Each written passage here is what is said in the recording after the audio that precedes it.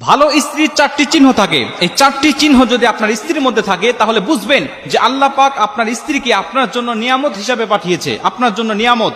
মিশকাত শরীফের 3732 নম্বর হাদিস। খুব খেয়াল করেন মা বোনেরা যারা পর্দার অন্তরে আছেন, আপনার মধ্যে যদি এই চারটি গুণ না থাকে তাহলে আপনার মধ্যে নিয়ে আসেন, নিয়ে এসে আপনার স্বামীকে সন্তুষ্ট করার চেষ্টা করেন। আপনার স্বামীর আদর্শবান স্ত্রী হন।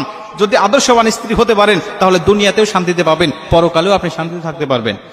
এক নম্বরে আল্লাহ রাসূল সাল্লাল্লাহু আলাইহি সাল্লাম বলেন, ওই নারী, ওই স্ত্রী সবচাইতে ভালো, সবচাইতে নেককার, যে স্ত্রীর দিকে তাকাইলেই স্বামীর চক্ষুটা শীতল হয়ে যায়, স্বামী আনন্দ পায়, স্বামী সন্তুষ্ট হয়ে যায়। মানে স্ত্রী তার স্বামীকে সন্তুষ্ট করার জন্য বিভিন্ন অঙ্গ ভঙ্গি দিয়ে, কথাবার্তার মাধ্যম দিয়ে, মিষ্টি সুরে কথা বলার মাধ্যম দিয়ে বা বিভিন্ন পোশাক আশাক সাজগোজের মাধ্যম দিয়ে স্বামীকে সন্তুষ্ট করার চেষ্টা করে বা সন্তুষ্ট রাখে, এমন স্ত্রী হলো ওই স্বামীর জন্য আল্লাহ পাকের পক্ষ থেকে নিয়ামত। ও হলো নেককার স্ত্রী। মুসলমান মা বোনেরা আমার, অথচ আমরা দেখতে পাই অনেক পুরুষ ভাইরা অভিযোগ